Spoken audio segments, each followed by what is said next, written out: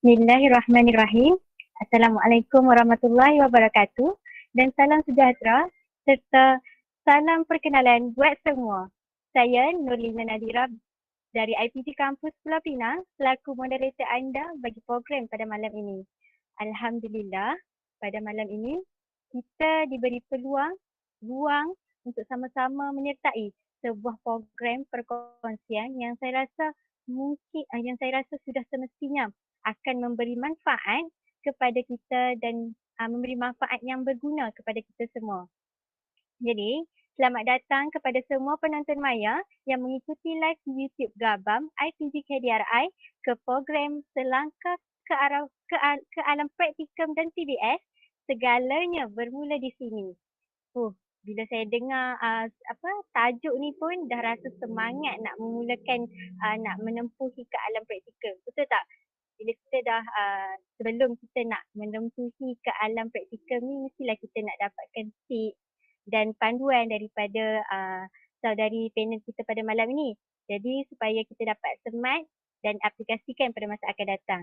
Okey, untuk makluman semua, program perkongsian Selangkah ke Alam Praktikum dan PBS segalanya bermula di sini merupakan program anjuran dari Gabungan Ahli Bahasa Melayu iaitu GABAM dari IPG KDRI dengan kerjasama English Language Society ELS, IPG KDRI, Persatuan Bahasa Melayu Perbayu dari IPG Kampus Pulau Pinang dan Jabatan Pengajian Melayu JPM dari IPG Kampus Rajang.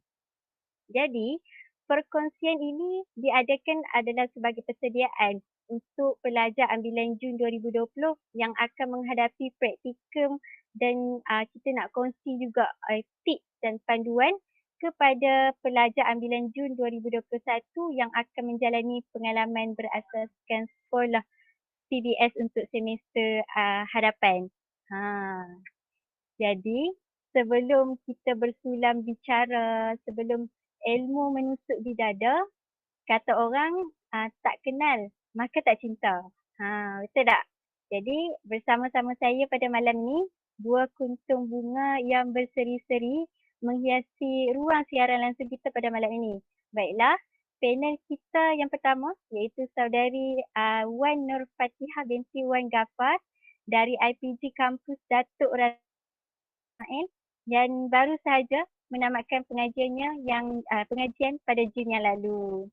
Jadi serba sedikitlah saya akan menceritakan berkaitan dengan panel pertama kita ni, iaitu kita panggil Kak Fatihah lah kan. Kak Fatihah. Kak Fatihah ni merupakan pelajar rentasan cemerlang praktikum fasa 2. Selain itu Kak Fatihah juga merupakan peserta Forum Piala Menteri Perak tahun 2020 dan 2021. Buat pengetahuan hadirin juga, saudari Kak Fatihah ni pernah mendapat anugerah pencapaian peringkat antarabangsa iaitu salah satunya adalah anugerah platinum untuk inovasi komik Pahlawan Cilik Sempena Serai peringkat antarabangsa. Hebat betul Kak Fatihah ni kan. Jadi hai dan salam perkenalan buat Kak Fatihah. Apa khabar Kak? Alhamdulillah, khabar baik. Terlalu memuji Saudara Lina. Okey, terima kasih. Alhamdulillah sihat saja. Alhamdulillah. Jadi seterusnya saya perkenalkan pula dengan panel kita yang kedua iaitu saudari Nurul Atika binti Ali Zafar yang juga dari IPG Kampus Datuk Razali Ismail dan baru saja menamatkan pengajiannya pada Jun yang lalu. Jadi saudari Atika, kita panggil Kak Atika lah kan. Kak Atika merupakan pelajar rentasan cemerlang bagi praktikum fasa 1 dan fasa 2. Antara serba sedikit saya akan ceritakan jugalah pencapaian dan pelibatan Kak Atika ni. Antara pencapaian Kak Atika adalah pernah mendapat anugerah akademik pengarah dari SEM 5 hingga SEM 9. Selain itu, Kak Atika juga pernah mendapat anugerah emas bagi inovasi startup dalam kolektif nukleus amalan terbaik 3.0. Selain itu, Kak Kak Atikah juga pernah mendapat anugerah bagi inovasi A1SS dalam Innovation 2.0 pada tahun 2020 dan Kak Atikah pernah juga mendapat anugerah bagi inovasi Inter-A-List dalam Innovation 3.0 pada tahun 2021. Selain itu, Kak Atikah juga pernah melibatkan diri sebagai AJK Multimedia dan Publication English Language Society ELS IPG KDRI pada bagi sesi 2021 sehingga 2022. Beliau juga pernah terlibat menjadi pembentang sebagai seminar bagi seminar penyelidikan dan pendidikan di IPG KDRI pada tahun 2022. Dan juga Kak Atikah ni pernah menjadi panel hakim bagi IPG KDRI iaitu English Debate Competition pada tahun 2021. Sesak nafas saya bila sebut anugerah dan terlibatan dan pencapaian kedua-dua panel kita pada malam ni. Hebat betul. Kalau penonton nak tahu, sebenarnya banyaklah dan pencapaian telah dicapai oleh kedua-dua panel kita pada malam ni. Kalau seperti yang saya dapat, maklumat yang saya dapat, kedua-dua panel kita ni banyak terlibat dalam program daripada pelbagai peringkat. Itu peringkat antarabangsa, peringkat kebangsaan, IPG dan sebagainya. Jadi kalau saya nak sebut semuanya pada malam ni sampai esok pun tak habis. Jadi penonton maya sekalian melihat kepada pencapaian dan pelibatan kedua-dua panel kita pada malam ni, saya rasa tak salahlah pengajur kita ni nak merisik mereka sebagai panel kita pada malam ini. Okey, tanpa kita membuang masa, kita nak mulalah, kita nak ambil semua ilmu dan tips yang diberikan oleh kedua-dua panel kita pada malam ini. Sebenarnya banyak perkara yang kita tertanya-tanya dengan diri sendiri, terutamanya bagi pelajar yang dalam fasa baru nak masuk ke alam praktikum dan PBS ni. Yalah, kadang-kadang kita tertanya-tanya macam manalah keadaan kita nak pergi ke sekolah nanti kan. Bersedia ke kita nak ajar murid-murid nanti kan, nak mengendalikan proses PDP tu. Bersedia ke kita nak hidup bersosial dengan pihak sekolah dan sebagainya. Mungkin dekat sini adalah satu platform ataupun salah satu wadah yang terbaik, yang tepat untuk kita timbul ilmu daripada kedua-dua panel kita pada malam ni, iaitu Akak Fatihah dan Kak Atikah. Jadi supaya ilmu yang kita dapat ni boleh guna pada masa akan datang. Baik, tanpa kita membuang masa, kita akan bergerak dengan soalan yang pertama. Saya dan penonton pun nak tahulah, kita cerita, nak minta panel ceritakan sedikit pengalaman macam mana pengalaman pertama panel masa nak menempuhi praktikum. Jadi panel boleh ceritakanlah sama ada semasa fasa bersemuka ataupun fasa PDPR iaitu secara dalam talian. Mungkin panel-panel kita juga boleh cerita kat mana sekolah praktikum, mengajar tahun berapa dan sebagainya. Saya nampak macam Kak Fatihah macam dah tak sabar nak berkongsi pengalaman dalam menempuhi praktikum ni. Jadi saya serahkan dululah kepada Kak Fatihah. Okey, silakan. Okey, terima kasih Lina. Okey, jadi hari ini Kak Teha rasa saya lebih mesra dipanggil Kak Teha lah. Jadi untuk perkongsian hari ini kita santai-santai saja kan. Jadi kita nak kongsikan dan insya-Allah lah saya dan Atika akan kongsikan berdasarkan pengalaman kami praktikum, dan untuk adik-adik PBS pun boleh dengar untuk ambil tips-tips lah yang ada yang boleh kami kongsikan pada hari ini. Okey, kalau dari segi pengalaman praktikum lah kan. Okey, Kak Teha akan ceritakan dari praktikum 1 dengan praktikum 2. Okay, kalau praktikum 1 hari tu, kita mula masa tu baru saja macam dalam fasa pandemik kan, COVID-19. Jadi masa tu, masa fasa pertama, Kak Teha dapat sekolah di Sekolah Tengku Bariah kat Kuala Terengganu. Jadi masa tu 2 minggu Kak Teha kena PDPR. Masa tu dah lah first time praktikum kan. Jadi memang berdebar lah sebab kita tak tahu lagi macam mana ni PDPR. Tak pernah langsung lagi kat seluruh Malaysia ni berlangsung pembelajaran secara PDPR. Tapi alhamdulillah 2 minggu sahaja. Lepas 2 minggu tu KPM kata boleh bersemuka pula. Jadi kiranya masa praktikal 1 Kak Teha 2 minggu sahaja PDPR, kemudian yang seterusnya berlangsung secara bersemuka lah bersama murid-murid di sana. Dan pada praktikum pertama Kak Teha dapat murid darjah 3 dan darjah 4. Sebab Kak Teha ngajar bahasa Melayu dengan elektif pendidikan kesihatan. Lepas tu masuk pula praktikum fasa 2. Yang kali ni kami rasa bagi batch kami satu cabaran lah sebabnya PDPR sepenuhnya. Masa tu dah lah kami ni macam kata batch pertama lah PDPR sepenuhnya, dan PDPR dan praktikum kita kan 3 bulan kan. Sangat lama Kak Teh rasa, dan dari situ kami semua macam nervous lah juga kan sebabnya ada yang tak mahir lagi IT dan sebagainya. Sebab PDPR kita boleh berjumpa murid secara dalam talian sahaja. Jadi masa praktikum fasa 2 kami semua boleh buat praktikum di negeri masing-masing sebab tak boleh balik ke kampus kan. Jadinya Kak Teha sekolah, Kak Teha dapat di Sekolah Kebahasaan Cerating kat Kuantan Pahang, dan masa tu masa PDPR ni praktikal fasa 2 Kak Teha mengajar tahun 3 juga dan tahun 4 untuk pendidikan kesihatan. Jadi sedikitlah perkongsian masa dekat Sekolah Cerating. Kak Teha rasa satu keunikan ataupun kelebihan di Sekolah Cerating ni sebab dia ada studio green screen. Jadinya Kak Teha walaupun PDPR, Kak Teha hari-hari pergi sekolah sebab Kak Teha selalu je guna wifi sekolah dan guna green screen untuk ajar PDPR kepada murid-murid Kak Teha. Okay, jadi itulah sedikit pengalaman tentang praktikum fasa 1 dan fasa 2. Terima kasih.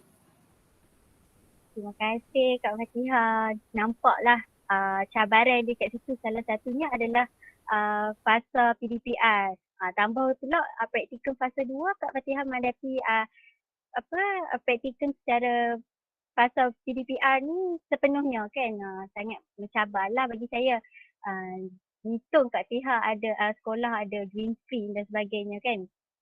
Alhamdulillah. Jadi bahagian bandar pula kita nak dengar pula lah pengalaman bagi Kak Atika pula macam mana. Silakan.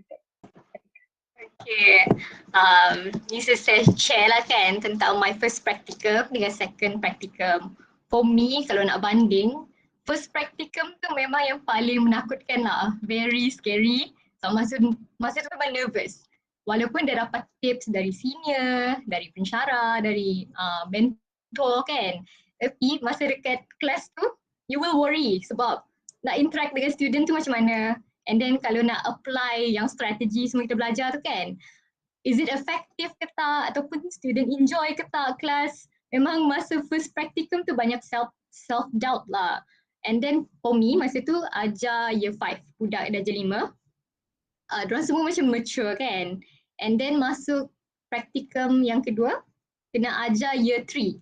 Jadi macam perbezaan dia tu, mengajar student yang mature year 5, and then suddenly year second kena ajar students yang lagi younger, muda dengan diorang susah nak pick up benda-benda yang most mature students boleh pick up easily kan. And then for me, yang mode berbeza tu pun it was a challenge for masa PDP face to face ataupun masa online dengan face to face. Sebab online you have to worry about attendance, kehadiran murid. Masa tu my students sepatutnya ramai tapi yang join Google Meet pun tak seberapa. So kena adapt lah, kena do what you have to do. Kena buat sehabis baik to get the students to join your class. Tapi kena tu je lah. I think that is my experience masa mengajar praktikum 1 dengan praktikum 2. Terima kasih Kak Tika. So juga kalau belajar secara dalam talian ada murid yang masuk, ada yang murid tak masuk, betul tak? Jadi pengalaman praktikal ni memanglah bagi kita banyak tunjuk ajar dan nak kikis bakat kita sebagai dan juga kita sebagai guru kan. Jadi tak sabar pula kita ni nak ambil praktikal, nak ambil pengalaman macam Kak Atika dan Kak Fatihah.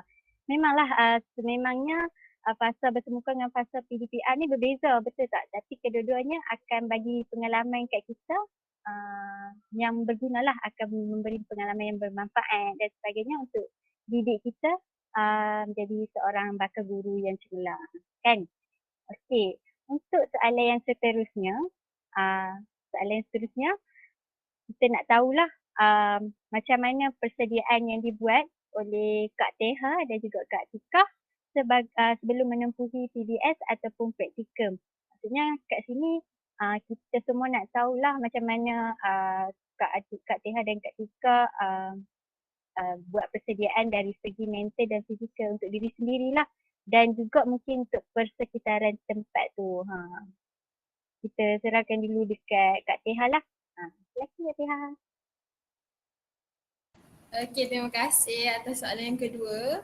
Okey, jadinya dari segi persediaan, Kak Teha boleh bahagikan kepada 4. Okey, yang pertama mestilah file, penfailan kan. Maksudnya sebab contohlah kalau adik-adik PBS pun kan. Okey, jadi ada orang kata senarai semak yang perlu dibawa, perlu disediakan, dan biasanya PBS ni kita berlangsung 1 minggu je, dan kebiasaannya PBS kita untuk pengalaman sahaja, sekejap je, dan lebih kepada buat assignment. Kalau praktikum dia 3 bulan kan, tempoh yang panjang, jadi banyaklah sikit file-file yang kita, maksudnya dokumen yang kita perlukan. Contohnya senarai semak, file mengajar, file praktikum portfolio kita. Jadi itu yang utama. Maksudnya kalau adik PBS ataupun praktikum, pastikan lengkapkan dan tengok dulu apa dokumen-dokumen penting yang diperlukan sebelum kita melapor diri di sekolah.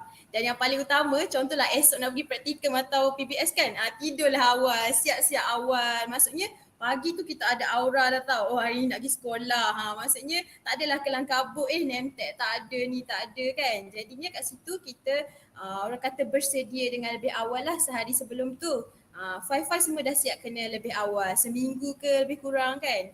Okay, yang kedua dari segi penampilan kita. Kita sebagai guru kan, maksudnya bila kita datang ke sekolah, maksudnya kita datang ke tempat yang baru tau. Maksudnya orang akan tengok, kadang-kadang tu dari atas sampai bawah, oh ni cikgu orang LPG ni, tengok penampilan macam mana, name tag ada ke tak, kuku panjang ke tak kan, kasut macam mana, kalau lelaki seluar ketat ke tak. Maksudnya kita kena jaga penampilan kita sebagai seorang guru sebab kita bawa image guru tu kan. Okey, tu yang kedua dari segi penampilan. Kemudian dari segi ketiga, ilmu kita lah.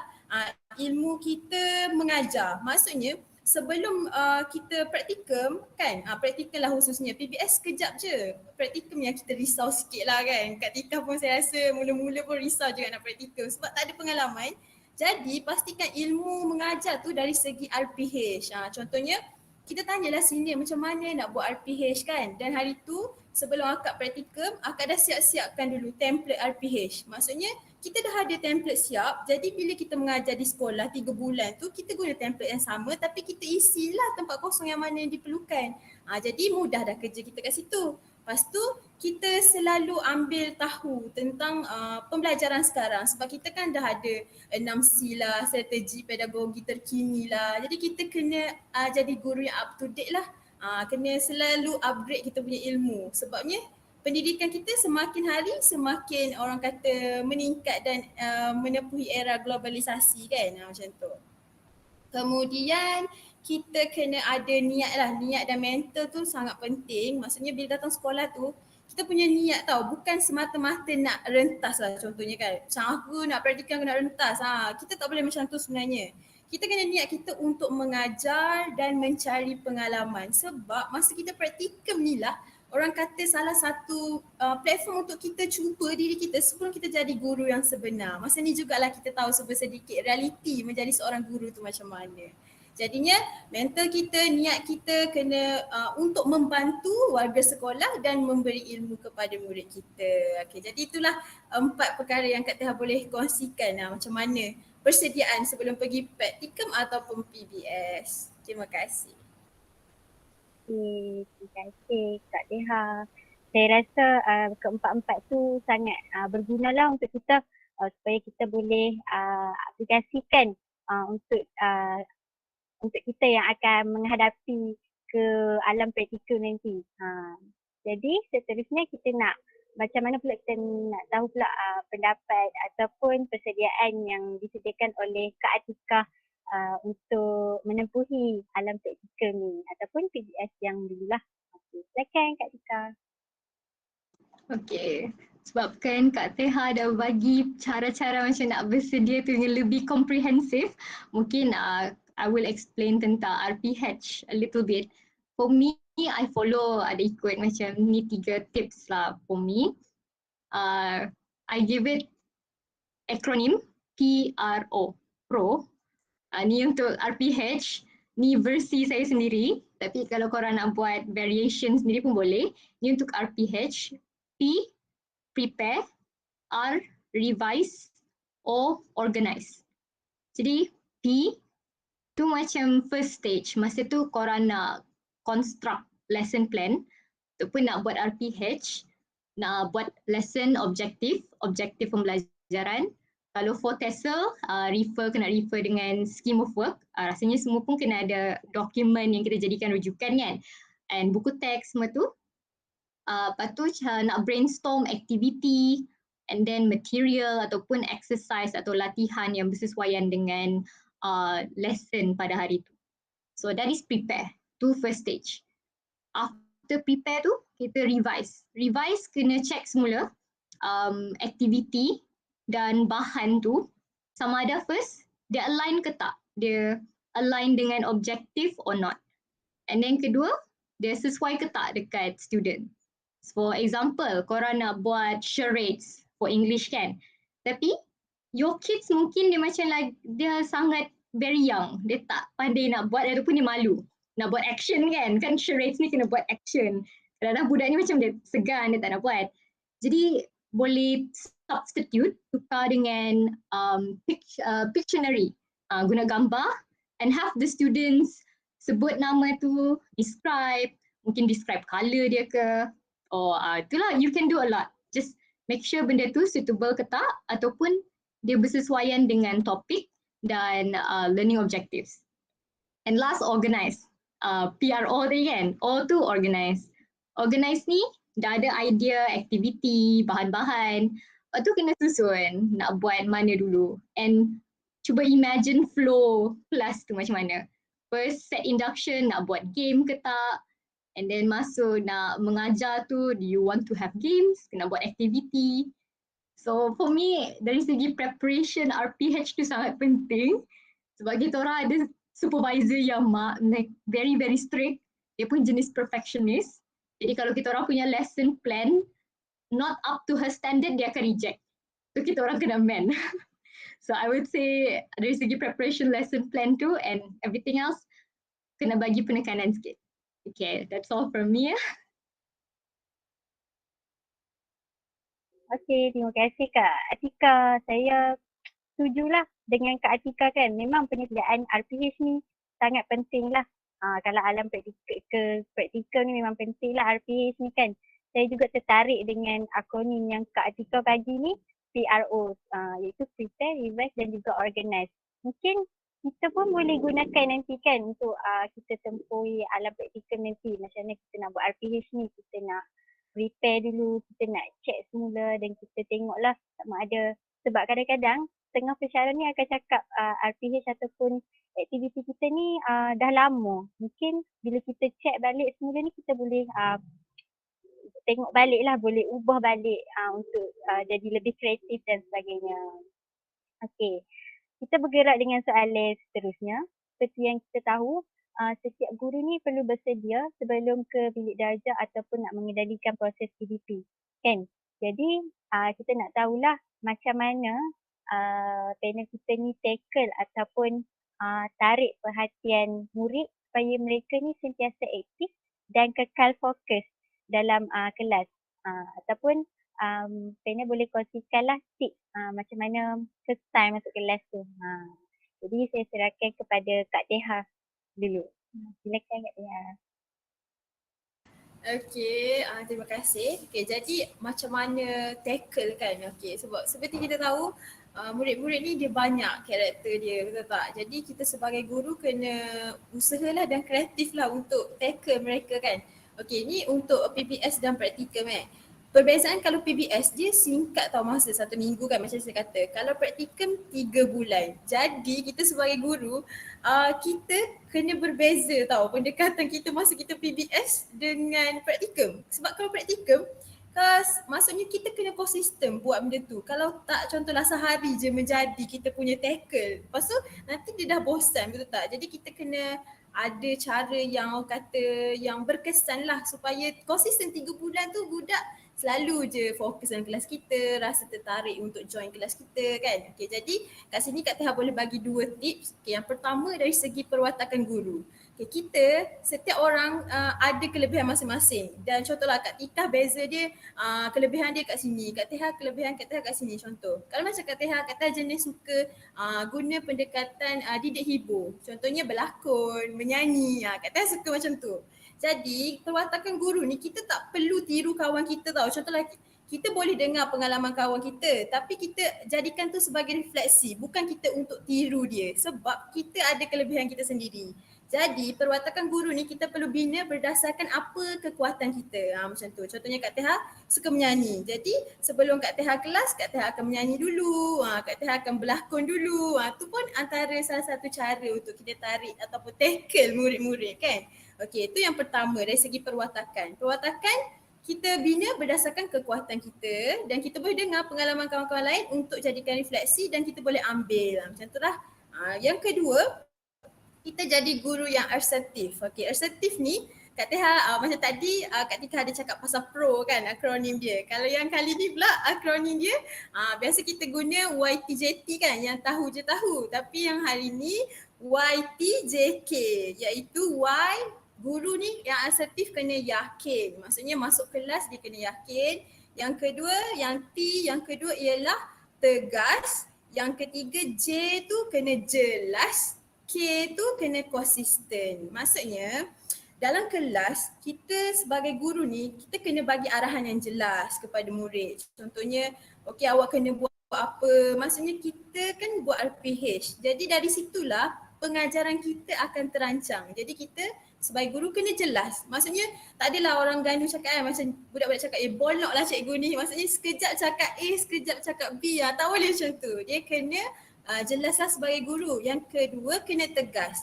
Kita dengan murid kena ingat bahawa kita ada gap tau. Macam sekarang kan murid-murid saya tengoklah cikgu ada TikTok tak semua benda. Dia terlalu up to date kan. Jadi kita sebagai guru kalau dah pasal praktikum jangan ajar tau murid untuk jomlah buat TikTok dengan cikgu, jomlah buat video. Nanti mereka akan ingat kita level-level kawan dia je tau. Jadi kita kena ingat bahawa kita ni cikgu, dia tu murid. Kena adakan gap dan kita kena tegas dalam sesuatu perkara lah. Tak boleh terlalu lemah, tak boleh terlalu baik selalu kan. Maksudnya kita tak garang tapi kita tegas dalam menekankan pengajaran kita supaya murid tu lagi fokus lah dengan pengajaran kita dan hormat kepada kita. Okay, kemudian dari segi konsisten pula. Maksudnya contohlah Kak Teha masa praktikum bersemuka dengan praktikum PDPR dia berbeza tau. Contoh kalau bersemuka, Kak Teha hari first maksudnya Kak Teha terus bagi peraturan. Peraturan simple je tau. Peraturan ni kita nak lebih kepada bina dia punya tingkah laku. Contohlah peraturan Kak Teha mudah je.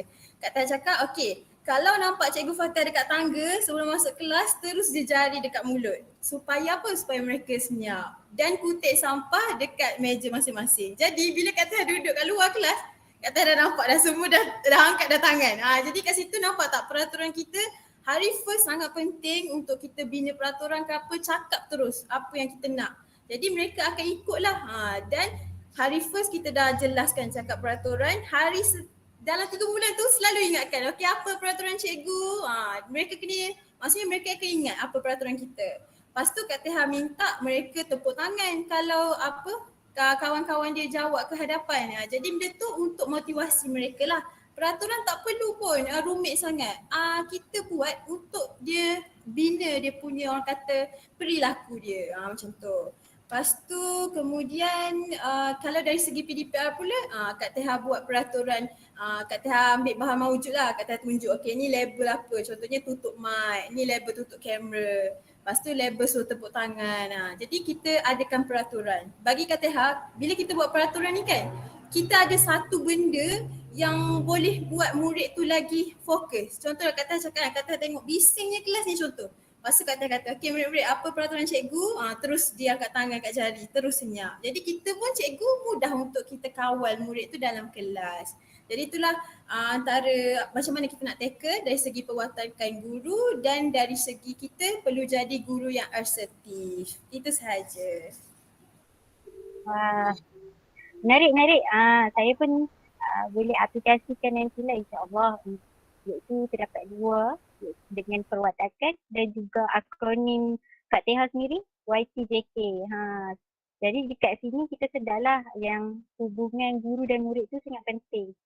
Tak boleh terlalu tegas, tak boleh terlalu baik sangat, jangan terlalu tegas. Kita sama-sama macam tu. Jadi kita nak dengar pula apa ulasan oleh Kak Tika. Kak Tika pula. Silakan. For me, just nak bagi, okay, thank you. For me, just nak bagi tips sebab kalau nak attract perhatian murid ni kadang-kadang susah juga sebab kalau murid yang lagi muda, diorang muda macam distracted. Diorang macam 10 minit awal tu mungkin diorang akan fokus lagi. Tapi lepas tu diorang akan tengok benda lain, mungkin tingkap tu lagi menarik kan dari whiteboard dekat depan. Jadi apa yang saya buat, I would macam element of surprise. Suka ada name list and then lepas tu akan panggil number ataupun panggil nama student. Jadi diorang akan alert. And then kalau nak incorporate games pun boleh. Tapi I prefer suka macam nak interact dengan students tu dengan cara macam panggil nama dia. Sometimes ada masa ni I will give number for the game macam kupon lah. And then kupon tu akan ada number. Randomly I will like sebut number macam okay number 11. So macam semua pun pandai mana number 11. Lepas tu number 5. Jadi semua cari nombor 5 siapa. Dari macam dia completely lost kan. Tu dia macam terparticipate sekali dalam kelas. Jadi tu macam salah satu teknik lah kalau korang nak attract student untuk stay fokus masa kelas. And then satu lagi kalau nak buat game. Games ni dia quite tricky sebab kalau games student macam akan lagi like diorang macam tak akan fokus pada content. So masa tu diorang nak main je. So kalau korang nak buat games, pastikan games tu menarik tapi at the same time dia kena berbalik kepada content ataupun kandungan lesson pada hari tu. So tu how I attract students. Lebih kurang lagi simple. Kalau Kak Teh memang detail sangat. But like she said earlier, kita macam teknik berbeza. But apa yang effective for your class, so boleh buat, boleh teruskan. That's all from me. Menarik. Sebab kan Kak Teha mengajar bahasa Melayu kan. Kak Atika mengajar bahasa Inggeris. Jadi dia lebih kurang tapi samalah boleh juga gunakan strategi permainan iaitu game. Boleh kalau ikut Kak Teha boleh mulakan dengan diri sendirilah untuk YTJK dan sebagainya. Jadi dekat sini kita sedar hubungan murid dan guru tu amat penting dan juga kita tahu yang sekarang ni murid mereka ni sekarang dah lain, dah up to date kan kata Kak Teha, mereka dah tahu semua benda. Jadi kita kena jaga-jagalah, tak boleh terlalu baik, kena tegas sikit supaya mereka ni boleh dengarlah apa yang kita cakap dan tak boleh nak melawan sangat. Jadi seterusnya bergerak kepada soalan yang seterusnya. Rancangan pengajaran harian merupakan salah satu dokumen yang wajib disediakan oleh guru dan siswa guru lah sebelum kita nak mengajar dalam bilik darjah kan. Jadi salah satu elemen yang penting dalam kita nak sediakan RPH ni adalah objektif pembelajaran ataupun hasil pembelajaran. Kan, jadi adakah, jadi kita nak tanyalah pena-pena kita, adakah dalam membuat RPH tu, lepas tu kita nak mengajar murid dalam kelas tu, adakah pena rasa pencapaian objektif masa PDPR tu tercapai sewaktu praktikum lah kan. Jadi kita nak tahulah kalau kalau objektif tu tercapai, macam mana pena-pena kita ni buat macam mana mereka buat objektif tu tercapai. Jadi kalau tak tercapai, panel juga boleh nyatakan apa tindakan yang boleh dilakukan untuk tindakan yang seterusnya. Jadi saya boleh teruskan dengan Kak Teha lah. Kak Teha boleh jawab soalan ni. Terima kasih. Terima kasih Lina. Okey, jadi seperti yang kita tahu RPH kita buat mesti akan pensyarah kata saya nak tengok adakah objektif awak tercapai pada akhir pembelajaran awak kan. Okay, jadi adik-adik kena ingatlah bahawa objektif ni maksudnya landasan yang kita nak capai. Jadi objektif ni salah satu memang paling penting sekali lah dalam pengajaran kita. Jadi bagaimana kita nak buat objektif? Okey, yang pertama yang pastinya kalau contoh ni lah kan adik-adik meja bahasa Melayu, maksudnya kita kena tengok di SKP bahasa Melayu kita lah. Maksudnya kita perhalusi dulu standard kandungan dan standard pembelajaran. Sebabnya kita nak mengajar, kita akan tengok SK dengan SP kita apa. Jadi bila kita fahami dulu SK kita, contohlah kan standard pembelajaran akak baca contohnya melagukan syair dan mendeklamasikan sajak serta memahami maksud. Okey, maksudnya yang pertama kita kena faham dulu. Okey, SP dia nak apa? Dia nak kata nak suruh budak ni faham dan melagukan sajak dan faham maksud sajak. Jadi dah bila kita faham dah SP dengan SK dia, barulah kita boleh bina objektif. Objektif ni pensyarah selalu cakap, pensyarah BM selalu cakap kena objektif yang boleh diukur. Maksudnya contohlah murid dapat melagukan sajak contohnya, melagukan 2 rangkap sajak contoh. Jadi kat situ kita dapat lihat dua. Maksudnya objektif kita 2 budak ni bila akhir at least 2 dia boleh sajak. Contohnya. Lepas tu contohnya dia boleh memahami maksud 3 contohnya. Macam tu lah. Jadi kita kena buat objektif secara spesifik. Dan kalau pensyarah BM juga selalu cakap, contohlah murid tahap 1, biasanya kita boleh tetapkan murid dapat menguasai sekurang-kurangnya 2 ataupun 3. Contohnya 2 masuk saja ataupun 3 masuk saja. Kalau tahap 2, dia kena at least 3 dan ke atas. 4 ke 5 ke macam tu lah. Jadi objektif ni nak tak nak kena fahami dulu SKSP, barulah kita boleh bina objektif dengan baik dan pastikan objektif kita boleh diukur. Kerana apa? Sebab bila boleh diukur, contoh kita dah tahu, 2. Jadi bila akhir tu kita dapat lihat lah murid boleh kuasai 2 baris maksud sajak. Jadi kat situ boleh tahulah objektif kita pada hari itu tercapai. Lepas tu kalau macam Kak Teha, Kak Teha akan bina objektif dulu tau. Tengok aktiviti pembelajaran kita pada hari tersebut.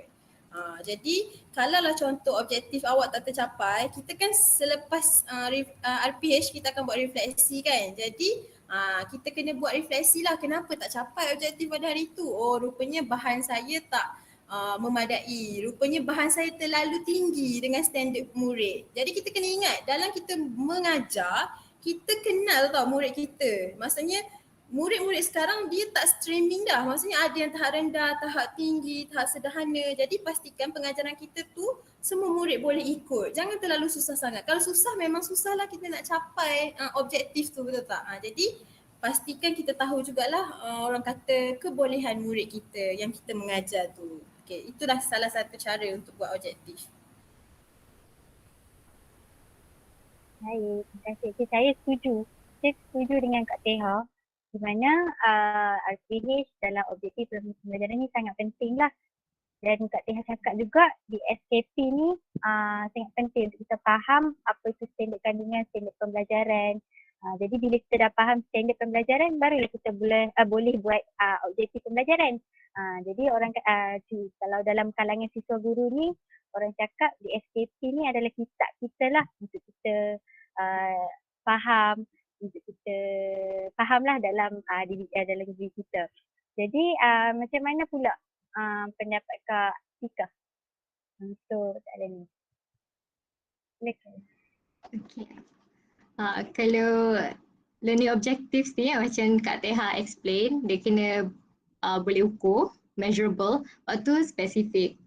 Kalau English dalam scheme of work, dia akan bagi main and complementary skill kan. Lepas tu kalau nak buat objektif tu, cuba elakkan, especially kalau untuk speaking, jangan tulis students can discuss, students can explain.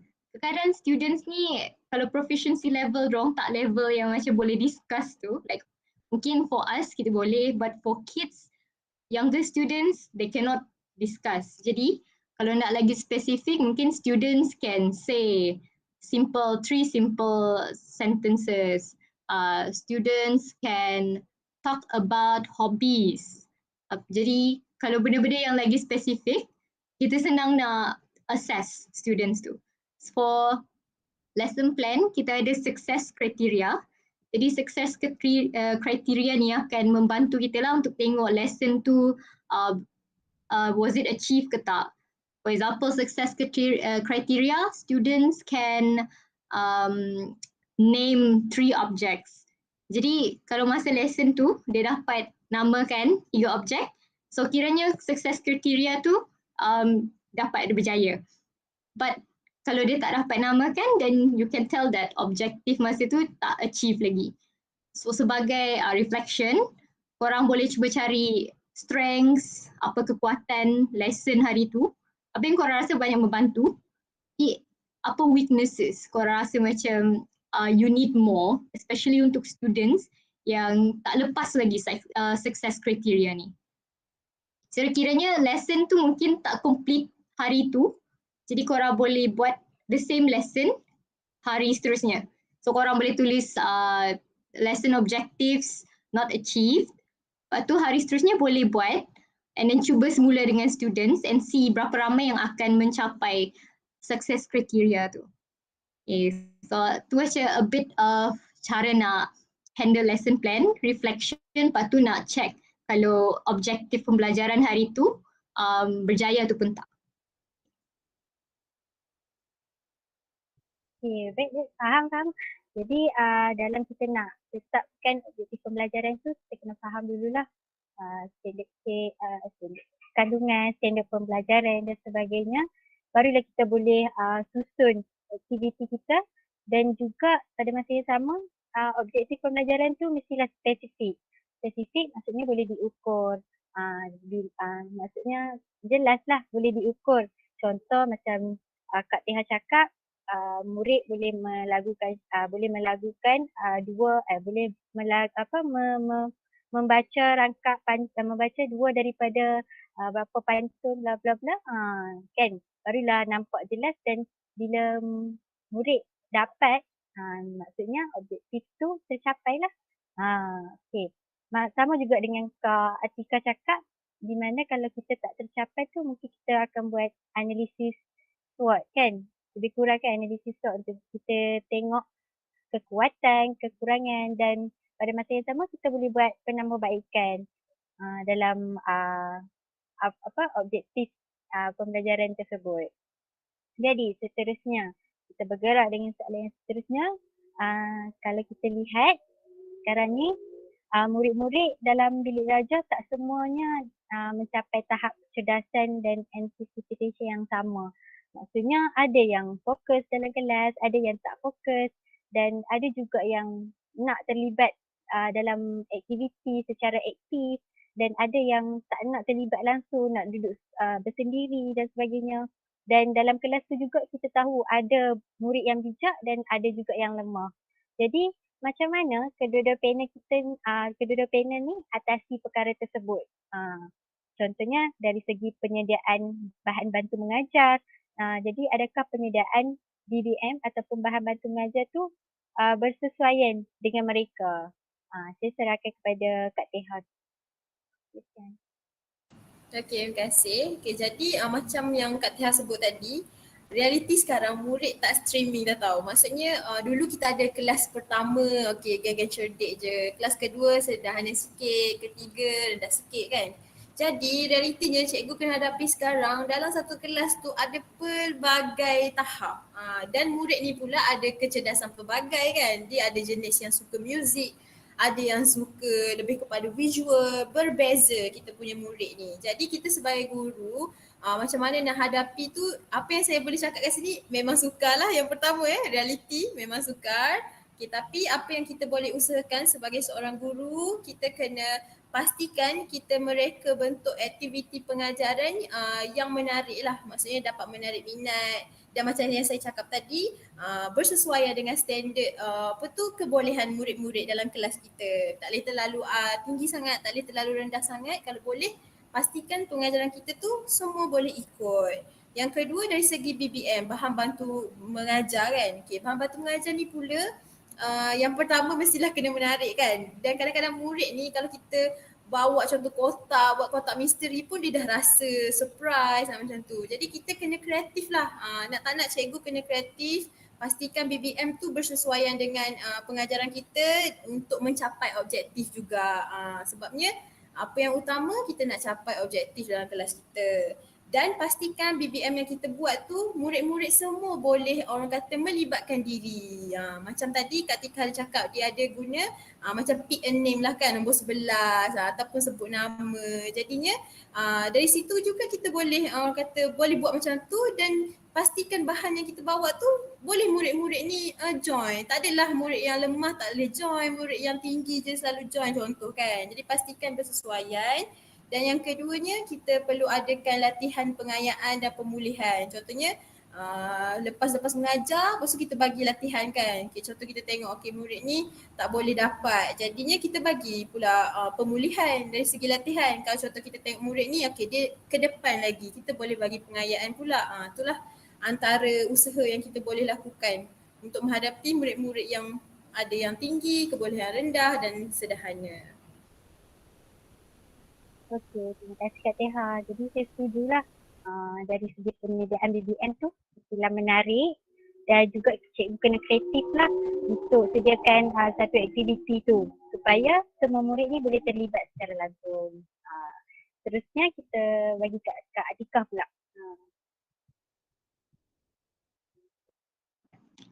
Okay, kalau nak handle kelas yang berbeza proficiency level ataupun mungkin potential yang berbeza kan, I would suggest korang akan rujuk dekat DSKP tu ada for English ada differentiation strategies. Dia akan bagi macam pembezaan dari segi differentiation dari segi time. Kalau student yang lagi lemah ni mungkin akan memerlukan masa yang lebih lama untuk siapkan tugasan ataupun apa project, assignment, and then differentiation dari segi support ataupun type amount support. Kadang-kadang ada budak ni macam dia memerlukan lebih banyak bantuan. Maybe korang akan bagi visual ataupun hints. For me, masa my first practicum, ada satu budak ni, I notice dia seorang je yang struggle nak keep up lah. Masa kita orang buat aktiviti, dia akan macam menyendiri. Lepas tu kalau nak datang ke depan nak spelling benda yang simple je macam contoh school ataupun bus. Dia akan ambil masa yang sangat lama. Dia akan stay depan tu dengan whiteboard marker tu. Dia akan pandang. Jadi masa tu korang akan notice lah okay, student ni dia tak boleh catch up dengan yang lain that easily. Jadi I prepare, like for me kalau worksheet, I like to prepare worksheet yang for him ada color coded ataupun hints. Contohnya macam teks tu ada bentuk triangle tu artinya kena letak nokta. If you're teaching punctuation marks lah, kalau korang nak ajar tanda seru, nokta, tanda soal. So instead of just bagi punctuation marks tu, korang boleh letak hint guna shapes ataupun colours, just nak bantu dia. So thankfully lepas dah bagi dia bantuan macam tu, slowly dia dapat buat sendiri.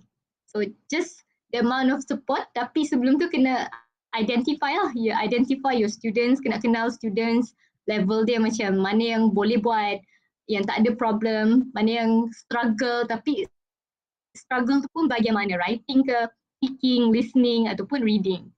So tu tips, kalau korang nak rujuk boleh dekat DSKP tu banyak sangat strategi.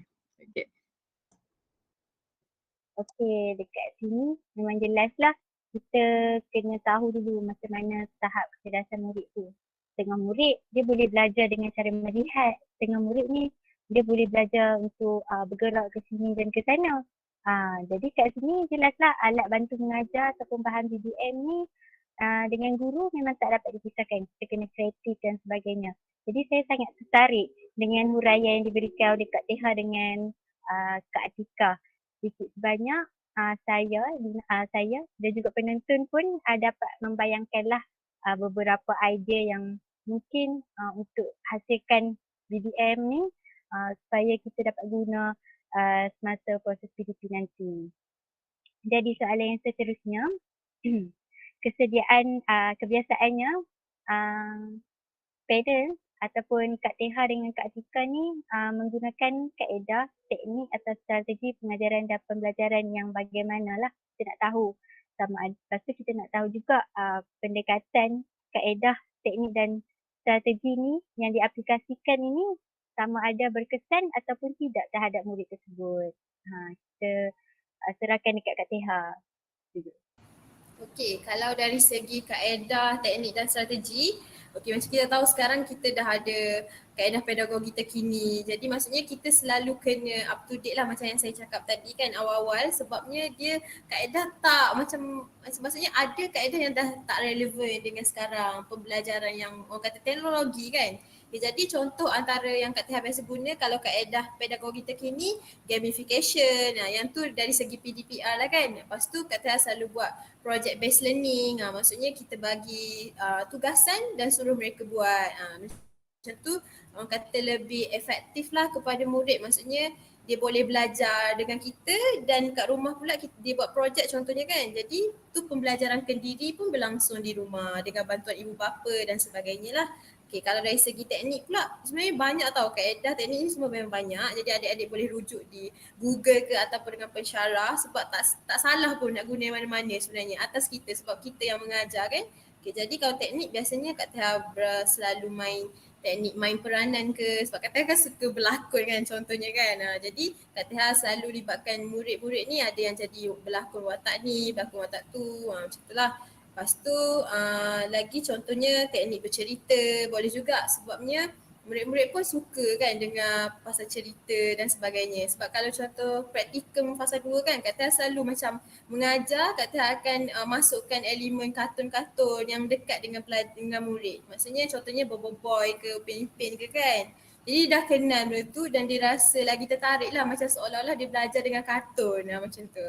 Kemudian dari segi strategi, biasanya Kak Teha akan lebih kepada strategi guna kepada pendekatan berpusatkan murid. Sebabnya Kak Teha nak murid tu yang terima knowledge tu dan murid tu yang buat dan maksudnya orang kata lagi terkesan lah pembelajaran tu kepada dia macam tu. Kita guru, kita kena ingat sekarang pun kita sebagai facilitator kan, tapi lebih kepada murid lah untuk buat aktiviti tu supaya pembelajaran tu lagi terserap secara mendalam dalam diri mereka. Itu saja. Baiklah, setuju.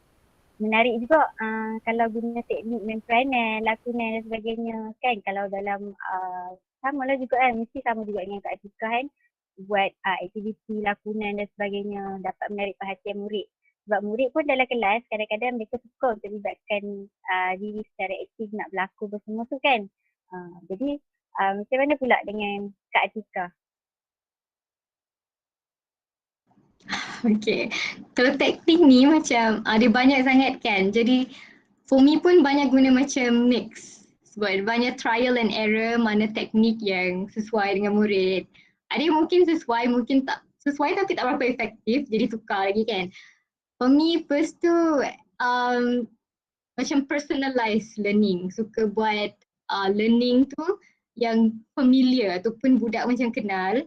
Kalau content tu kadang-kadang macam kalau tengok for English kan, CEFR punya content dia a bit foreign. Dia banyak macam introduce tentang England, Mexico. It's good sebenarnya nak ajar benda-benda yang luar, tapi it's better start dengan something yang local dulu. Jadi instead of perkenalkan bandar ataupun kampung dekat England semua tu, start dekat negeri sendiri ke or just your own country. iaitu personalized learning. And then second, sama dengan Kak Teha, suka buat student centered, biar student yang buat most of project ke, nak buat assessment ataupun masa reading pun, kalau kita orang nak buat readers theatre, suka bagi student yang baca. So bagi seorang yang rasa macam lagi fluent, biar dia baca dulu, lepas tu dia lead other students untuk join baca sekali. So semua macam confident sebab among dorang je kan. Jadi dorang tak rasa macam kita evaluate. So dorang macam have fun.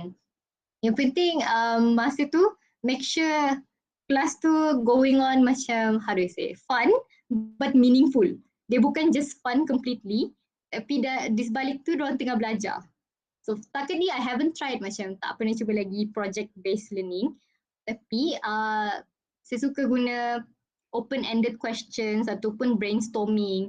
Kalau sebelum masuk kelas tu, akan start brainstorming, contoh nama-nama restoran, name of restaurants, they know, name of food yang dorang kenal. So semua tu macam one of the simple techniques yang kadang-kadang korang macam tak guna dalam kelas kan, mungkin sebab ada dah dalam buku teks, ada dalam buku latihan, but boleh practice dalam kelas sebab senang. Nak buat dengan student tu, diorang akan semua macam, diorang pun nak try to interact with you. So, tu one of the techniques lah for me. Menarik. Jadi, bila kita dengar kaedah, teknik dan strategi ni, kita pun boleh guna juga kan untuk ke alam praktikal nanti. Jadi, kita bergerak dengan soalan yang seterusnya, iaitu berkenaan dengan kos perbelanjaan. Macam mana Kak Tika dengan Kak Teha bahagikan bajet setiap bulan tu untuk praktikum dengan komitmen yang lain kan. Contohnya ada komitmen untuk bayaran rumah sewa, servis kereta, makan minum dan sebagainya. Jadi kita tak tahulah macam mana Kak Teha dan Kak Tika bahagikan duit tu setiap bulan. Kebiasaannya mungkin ada timbulnya isu elang tak cukup semua kan. Lepas tu BBM tu mungkin kita terpaksa untuk guna bahan kita semula dan sebagainya. Jadi kita nak dengar Kak Teha dulu lah untuk bagi pendapat. Okey, jadi isu elang tak cukup tu memang biasa didengari lah ya. Adalah suara-suara tu cakap tak cukup semua kan sebab kita dapat 430 sebulan. Tapi kalau dari segi saya Alhamdulillah cukup lah. Mungkin sebab Kak Teha pun ada side income lain kan buat bisnes online dan sebagainya. Okay, mungkin tu salah satu tambahan lah kan. Okay, jadi dari segi perbelanjaan Kak Teha jenis yang tak adalah kata okay spend berapa ringgit setiap hari, dia tak ada. Maksudnya duit tu memang cukup-cukup lah, Alhamdulillah cukup. Tapi macam mana cara untuk kita pastikan allowance kita cukup kan dari segi biasanya banyak habis duit dekat BBM lah kan. Okay, contoh lah kalau macam kata sendiri, kalau contoh kita praktikum online tak apa, kita tak habis duit sebab buat Canva ke apa kan, kita guna medium-medium yang ada dekat ni lah internet kan. Okay, kalau contoh bersemuka, Kak Teha lebih kepada BBM tu yang kau banyak habis duit masa nak ni lah, nak observe kan. Tu memang banyak sikit lah keluar. Tapi kalau contoh yang pengajaran bukan observe, biasanya Kak Teha akan lebih guna BBM tu, kita buat yang boleh guna banyak kali tau. Contohnya kotak kan, okay, kotak tu kita boleh pelbagaikan prosedur. Contohnya kita tampal kertas yang ni kalau nak mengajar ni. Kalau nak mengajar yang bahagian B pula, kita boleh guna juga kotak tu tapi kita lainkan konten dekat atas kotak tu. Jadi kat sini BBM yang kita reka tu kita boleh guna banyak kali dalam sesi kelas yang akan datang. Tu salah satu cara penjimatan lah. Lepas tu cara guna kita semula, Kak Teha ni tak adalah kreatif sangat nak guna kita semula kan. Setakat ni tak adalah guna yang kita semula. Maksudnya kotak yang sedia ada, Kak Teha akan guna bahan yang ada lah biasanya untuk jimatkan lagi kos. Lepas tu itulah kot rasanya. Sebabnya kita janganlah terlampau habiskan duit banyak sangat tau. Sebab yelah masa praktikan rumah sewa lagi kan. Kos perjalanan nak balik, nak pergi sekolah, nak balik rumah. Jadi kita kena pandai-pandai lah uruskan keuangan kita tu. Sebab tu pun main emosi. Kalau tak cukup duit habislah kan, nak fikir cari duit lah dan sebagainya. Betul-betul. Kita kena jimatkan jugalah bahan-bahan yang kita nak guna tu kita boleh guna semula, betul tak?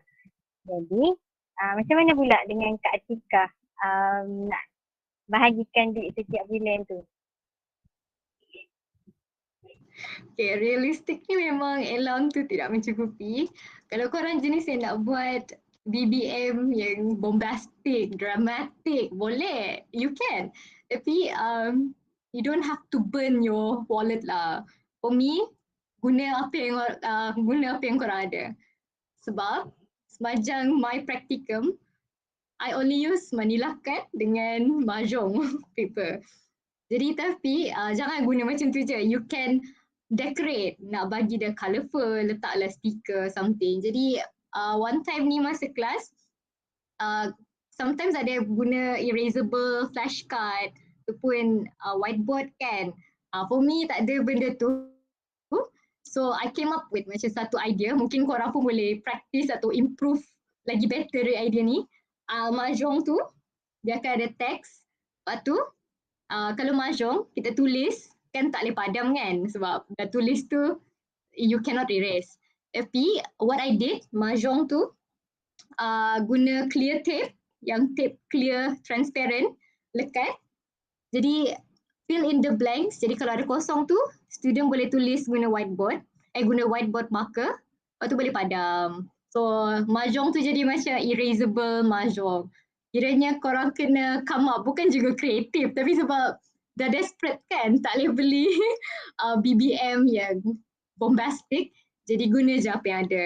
Macam Kak Teha guna kotak buat mystery box, for me suka guna mahjong, jadi mahjong tu I'll draw characters ke, letak flowery, just bagi benda tu menarik. The students akan pay attention lah tengok BBM.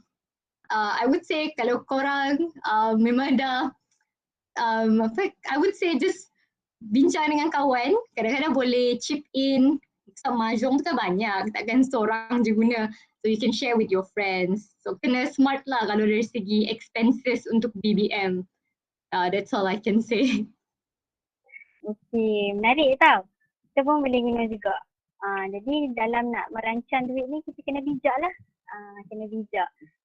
Boleh guna bahan tu. Buat satu bahan tu boleh guna semula kan. Okey. Jadi untuk soalan yang seterusnya, kita tak nak buang masa lah untuk soalan yang seterusnya. Macam mana kita nak bina hubungan baik dengan guru. Sebab kadang-kadang kat sekolah ni kita tahu yang dalam bilik guru ni tak semuanya okey kan. Kadang-kadang ada guru yang geng-geng dia, ada geng-geng, ada geng yang suka bergosip dan sebagainya. Jadi macam mana kita nak bina hubungan baik dengan guru, pihak sekolah dan juga pesyarah penyelia sekali. Silakan dekat Kak Teha. Okey, jadi untuk macam mana kita nak bina komunikasi kita nak bina hubungan kan. Okay, yang pertamanya maksudnya kita kena ada skill jaringan kerjasama dengan kebolehan komunikasi maksudnya contohlah bila kita datang ke praktikal kan macam Kak Tia cakap, first kali datang sekolah itulah first impression pentadbir, guru-guru dan bilik guru dan warga-warga sekolah. Maksudnya kita datang sekolah kita tak tahu komuniti macam mana, dia ada geng-geng dia, kita tak tahu kan, betul tak? Jadi apa yang kita perlu buat, kita jadi natural sahaja.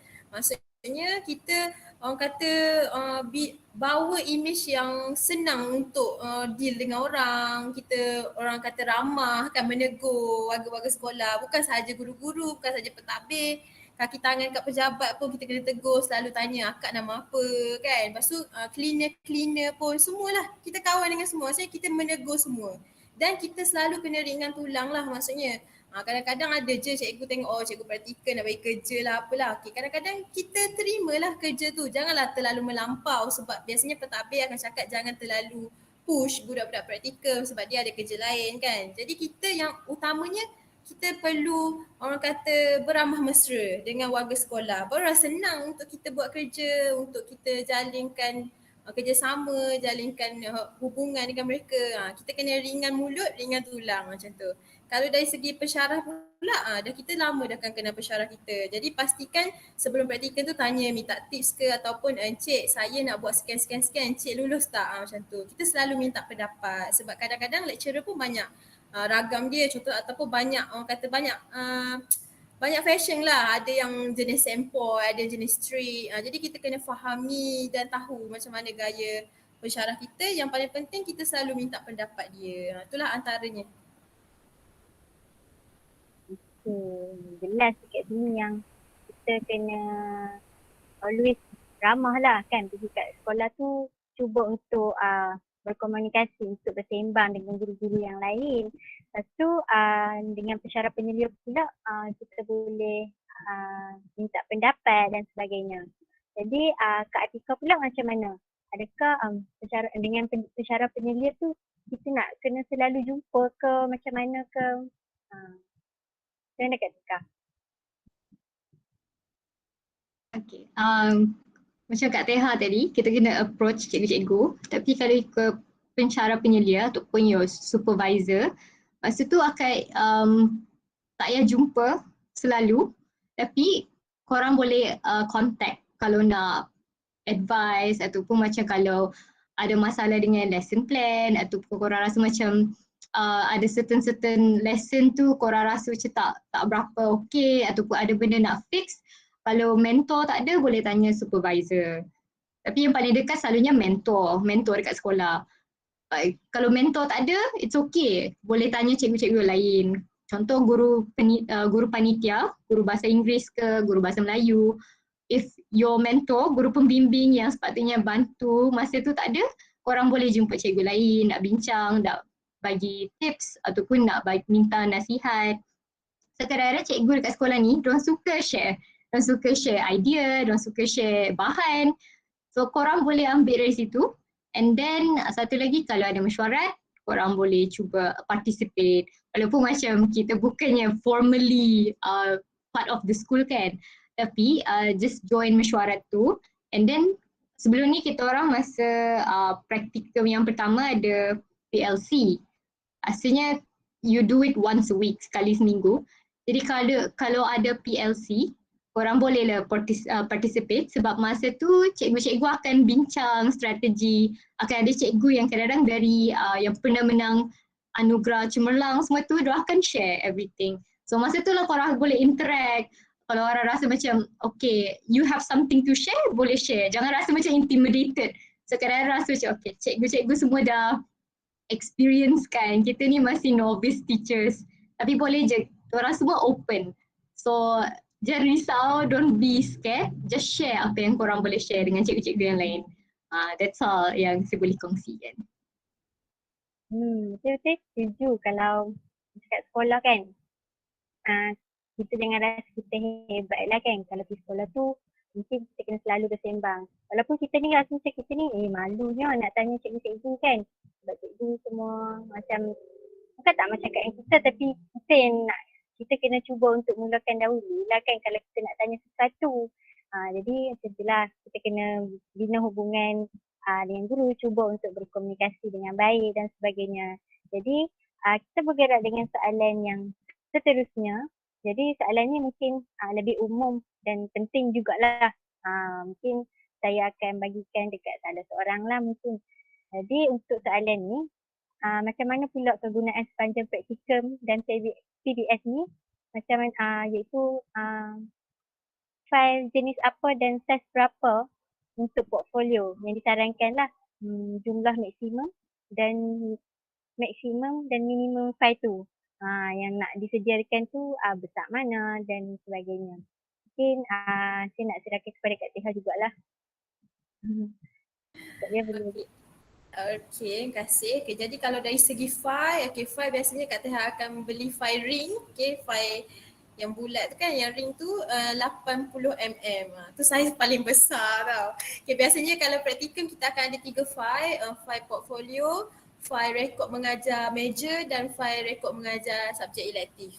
Kalau PBS biasanya file kecil je sebab dia tak lama kan, seminggu je. Jadi file yang PBS yang kecil pun dah cukup. Praktikum tu lah banyak sikit file sebab RPH kan. Sebenarnya file kita penuh dengan RPH je 3 bulan kan. Tu je lah.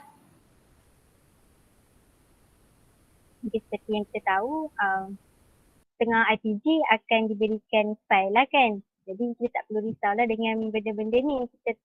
IPG pun akan beritahu file ni besar mana, dan sebagainya. Jadi untuk soalan mungkin soalan yang terakhir lah kan untuk pada malam ni, kita nak tanya macam mana kan kita nak tanya tips ataupun perkara penting untuk PBS dan praktikum nanti.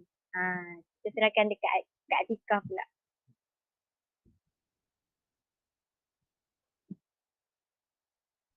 Okay, nak bagi tips especially untuk yang praktikum tapi PBS juga. Okay, boleh ambil tips ni.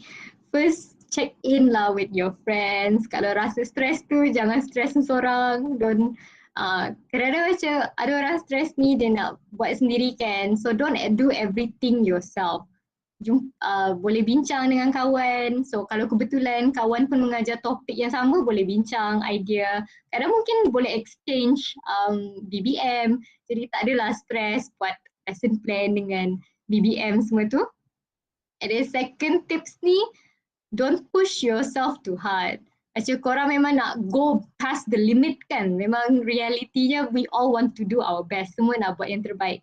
Tapi by the end of the day, korang buat semua tu tujuan dia bukan nak impress supervisor.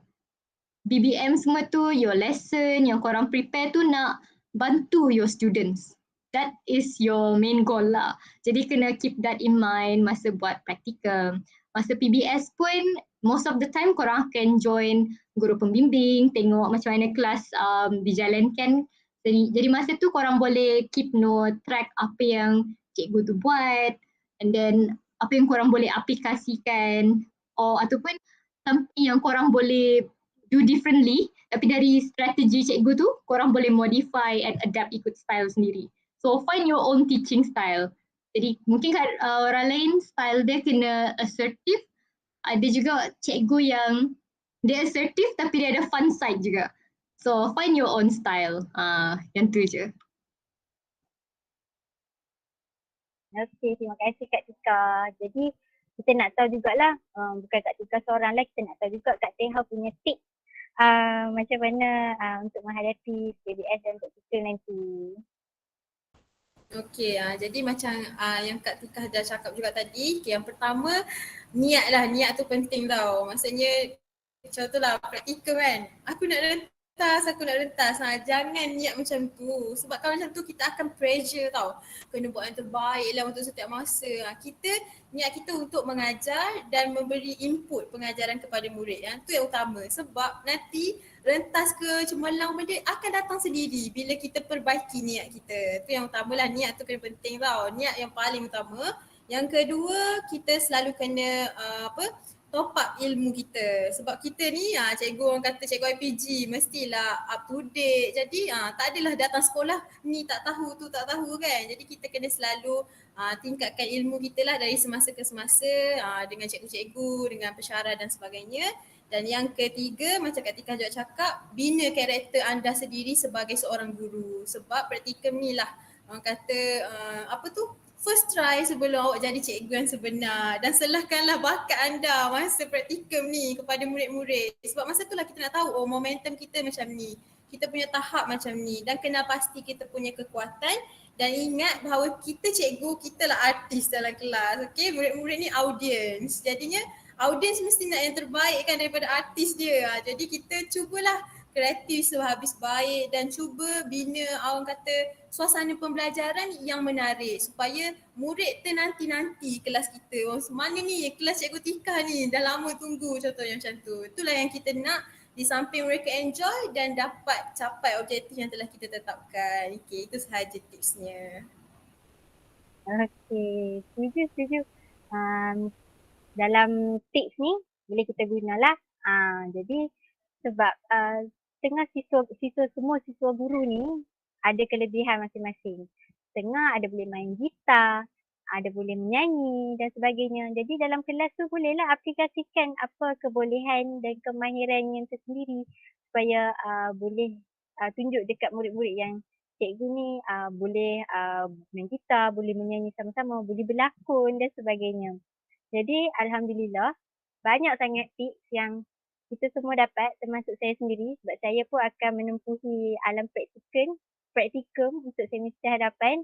Jadi banyak sangat tips dan ilmu dan juga panduan yang diberikan oleh Kak Tika dengan Kak Teha. Jadi semoga kita boleh ambil lah ilmu dan panduan ni sama-sama supaya kita dapat aplikasikan untuk masa akan datang. Jadi saya rasa dekat sini kita boleh teruskan dengan sesi soal jawab lah. Kiranya ada soalan daripada penonton. Tapi saya rasa macam setakat ni tak ada lagi lah soalan daripada penonton. Tapi okay. Saya rasa setakat ni memang tak ada soalan lah daripada penonton. Semua jelas dan faham. Dah take note sendiri untuk menghadapi alam praktikum dan PBS nanti. Jadi bila dah timbul ilmu semua ni boleh aplikasikan untuk masa proses PDP dan sebagainya. Jadi kalau dah tak ada soalan oleh daripada kepada kedua-dua panel kita ni, saya rasa sampai dekat sini sajalah perkongsian kita pada malam ini. Masa pun dah menceburui kita. Mungkin sebagai penutup kita nak kedua-dua panel kita ni bagi sedikit pesanan ataupun kata-kata semangat lah kepada mereka-mereka yang akan menempuhi alam praktikum dan juga PBS yang buat pertama kalinya ataupun first time lah nak menempuhi ke alam ni kan. Jadi saya serahkan kepada Kak Teha dulu. Okey, sebelum terlupa jadi pesanan, jadi good luck. Semoga maju jaya kepada adik-adik yang akan menghadapi fasa praktikum dan PBS kelak. Dan untuk praktikum, pastikan pilih partner praktikum yang sehati sejiwa dengan anda. Sebabnya hari-hari nak hadap muka sama 3 bulan, tahu bukan lama. Ada juga kes yang stres lah benda kan. Kalau boleh pilih practical mat yang kita boleh kerjasama atau satu sama lain dan orang kata mudah untuk kita deal lah. Nak buat ni mudah, nak buat tu mudah. Itu yang utamalah.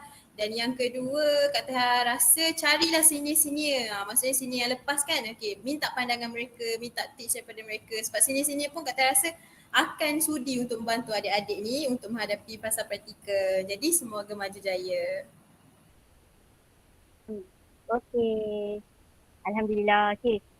Kat sini saya ada dapat soalan last minute. Biasalah kita kan student kan. Kita akan last minute ni mungkin mereka akan tanya last student akan last minute lah untuk tanya soalan. Kalau kita tanya ada soalan kita semua tak jawab ada soalan kita.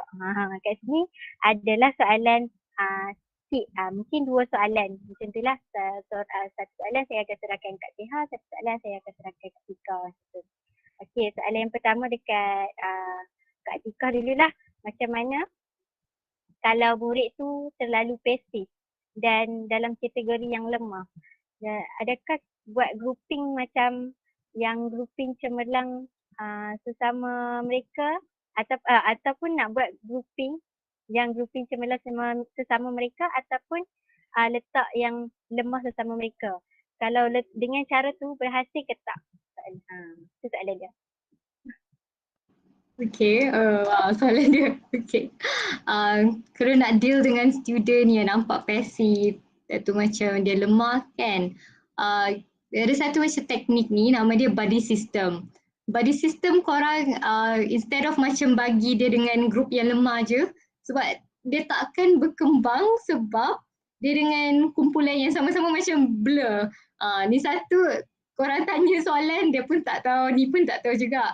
Jadi buddy system korang boleh try sebab bagi student tu partner dengan mungkin tak adalah level yang genius tapi average, mungkin lebih kurang sama level proficiency atau mungkin ada kepakaran yang sama kan.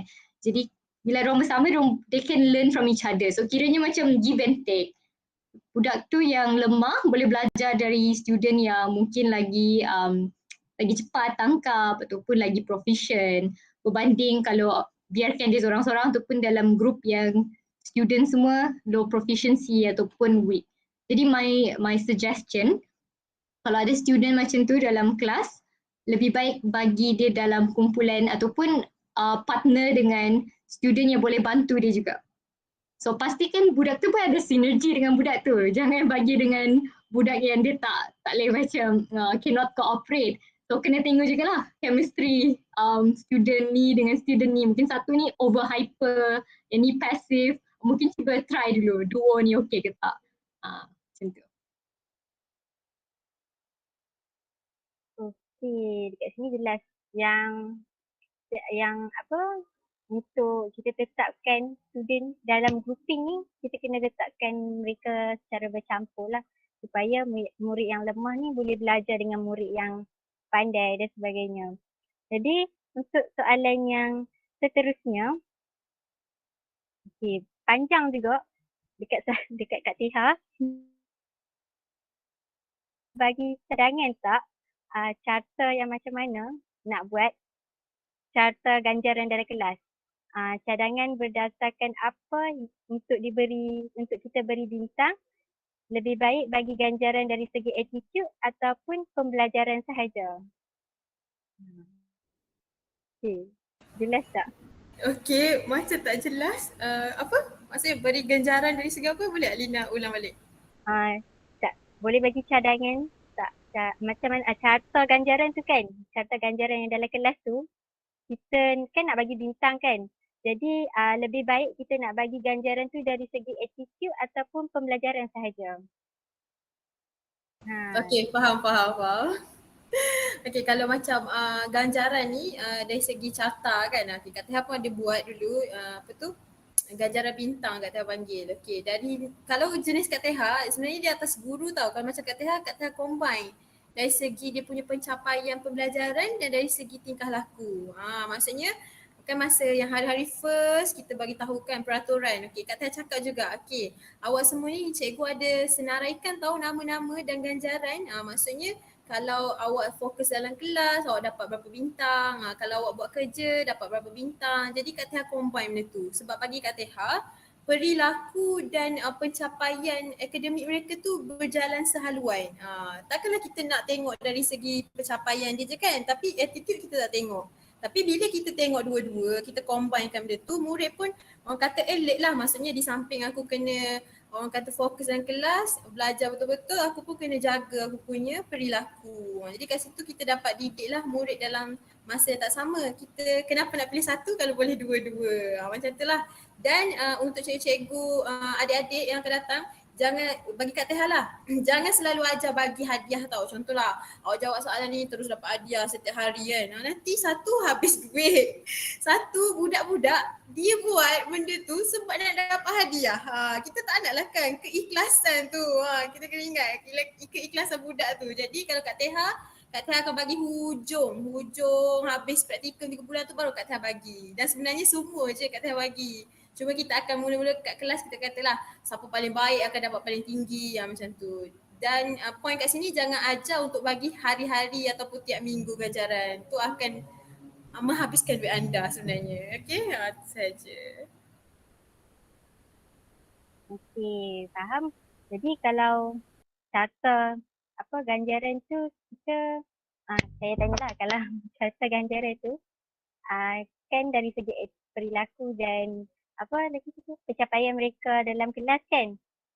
Kita nak bagi time bila masa tu? Ganjaran tu kita nak bagi time bila?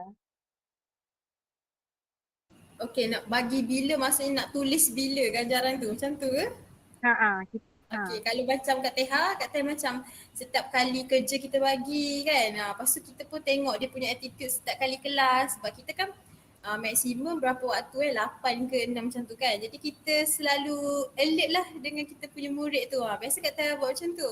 Maksudnya benda tu kadang-kadang Kak Teha ada satu hari masa bersemuka Kak Teha tampal tau belakang sekali. Apa tu perilaku murid ni sekian-sekian. So Kak Teha akan bila tanda buku Kak Teha tandalah berapa markah dia dapat ataupun berapa bintang. Kak Teha buat secara berkala setiap kali Kak Teha semak kerja mereka. Macam tu lah. Tak adalah kata hari-hari tapi kita tengok attitude tu hari-hari lah setiap kali kita mengajar. Cuma bagi tu masa kita tanda buku kita pun tandalah dekat belakang. Jadi murid pun tengok hari ni minggu ni aku dapat 5 bintang dari cikgu. Minggu depan nak dapat lagi banyak lah. Jadi tu tingkatkan motivasi mereka. Faham. Jadi kat situ kita dah nampak macam mana kita nak bagi ganjaran dan sebagainya. Kalau kata Kak Teha, kalau boleh dua-dua kan, kalau boleh dua-dua kenapa pilih satu kan? Pilihlah dua-dua sekali. Macam tu. Jadi dekat sini kita masa pun dah menceburui kita. Jadi tinggal Kak Atika pula lah nak bagi kata-kata semangat sikit dekat adik-adik yang nak menghadapi praktikum dan juga PJS nanti. Silakan. Yang paling penting lah kan, kalau masa praktikum ni, jangan stres. Memang akan stres. Ada masa tu macam korang breakdown tau, nak buat lesson plan, nak prepare BBM. Jadi masa-masa macam tu cuba take time. Relax dulu, chill, nak clear dulu minda tu baru akan buat balik lah your lesson plan. And then most importantly, support kawan. Sebab you want to do your best kan, tapi tak semestinya you have to do alone. Jadi dengan kawan, you support your friend support you. Paling penting lah masa tu, your friend punya support, jumpa pencara and then mentor. Semua tu macam mental, emotional support. Kita semua, we need that. Masa tu, we really need that. So tu je lah my advice untuk yang bakal praktikum nanti. Yang penting jangan stres. Kalau boleh just anggap je praktikum ni satu journey, satu proses be a teacher.